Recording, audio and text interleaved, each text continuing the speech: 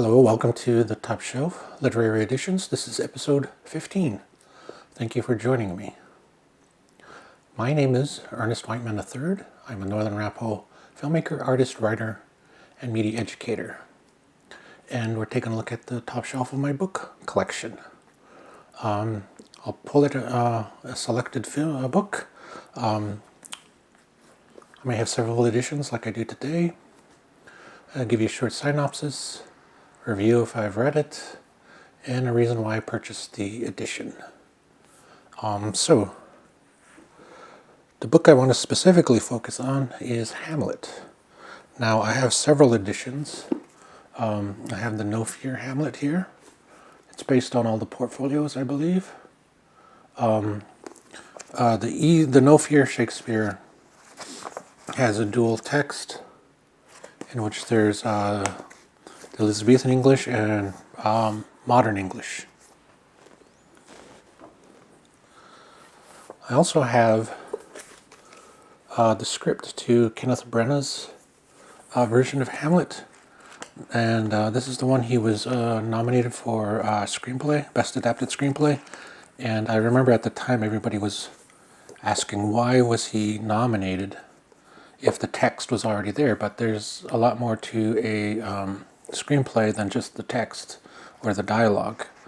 And in it he puts in a lot of emotional cues as well in his descriptions, which it's a really good read, and which is why I purchased it. Also, it's a fundamental help in the creation or production of my version of Hamlet. But what has been instrumental is the Cambridge School Shakespeare 3rd edition. I found this in a used bookstore. I think it was Book by the Pound in Evanston. And what caught my eye was, of course, the cover. Has Christopher Eccleston as Hamlet on the cover, and of course he's one of my favorite doctors. This one I ordered, I think through Barnes & Noble. And of course I just bought this one in a Barnes & Noble as well.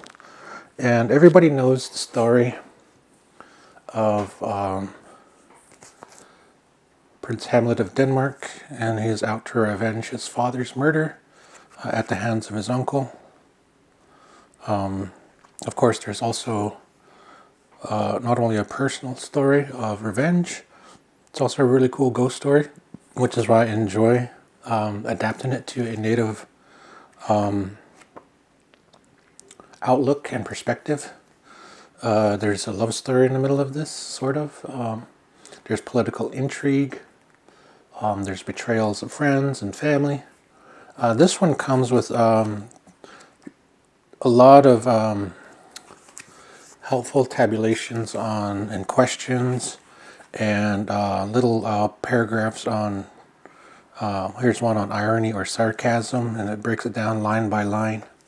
And it's been very helpful in the process of me scripting and adapting Hamlet to a contemporary native context, which has been a struggle because not very many people sort of support a contemporary version of Hamlet. If I were to put beads and feathers in it, I'm sure I would get all kinds of support. But I'm tired of natives being presented in the historical, so I went with a contemporary adaptation, and this book has been most helpful. I first encountered Hamlet way back, and of course, as many of us have, probably in high school English class, and we read through the play, we watched a Laurence Olivier film in class, and it didn't really strike me very deep at the time, until I saw, Laurence Olivier's version much later.